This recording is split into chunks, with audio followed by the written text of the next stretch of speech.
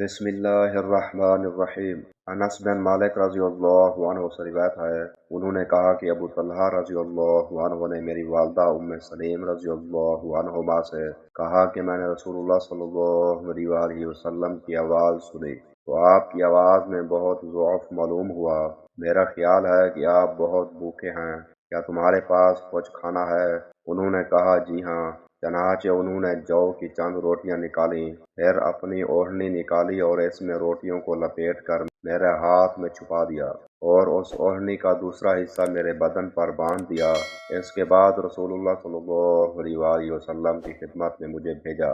میں جو گیا تو آپ مسجد میں تشریف رکھتے تھے، آپ کے ساتھ بہت سے صحابہ بھی بیٹھے ہوئے تھے۔ میں آپ کے پاس کھڑا ہو گیا تو آپ نے فرمایا کہ ابو طلحہ نے تمہیں بھیجا ہے؟ میں نے عرض کیا جی ہاں۔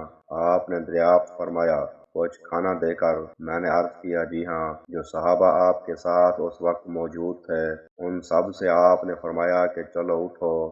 حضرت صلی اللہ علیہ وسلم تشریف لانے لگے اور میں آپ کے آگے آگے لپک رہا تھا، اور ابو طلحہ رضی اللہ عنہ کے گھر پہنچ کر میں نے انہیں خبر دی۔ ابو طلحہ رضی اللہ عنہ بولے، ام سلیم، حضور اکرم صلی اللہ علیہ وسلم تو بہت سے لوگوں کو ساتھ لائے ہیں، ہمارے پاس اتنا کھانا کہاں ہے کہ سب کو کھلایا جا سکے؟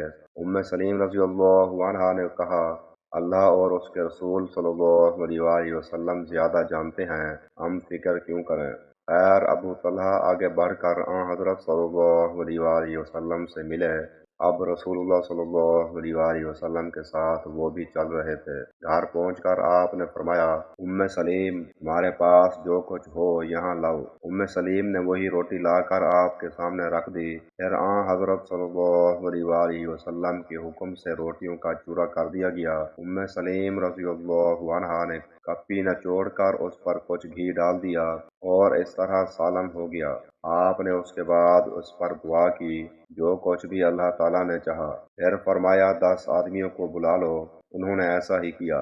ان سب نے روٹی پیٹ بھر کر کھائی، اور جب یہ لوگ باہر گئے تو آپ نے فرمایا کہ پھر 10 آدمیوں کو بلا لو۔ چنانچہ 10 آدمیوں کو بلایا گیا، انہوں نے بھی پیٹ بھر کر کھایا۔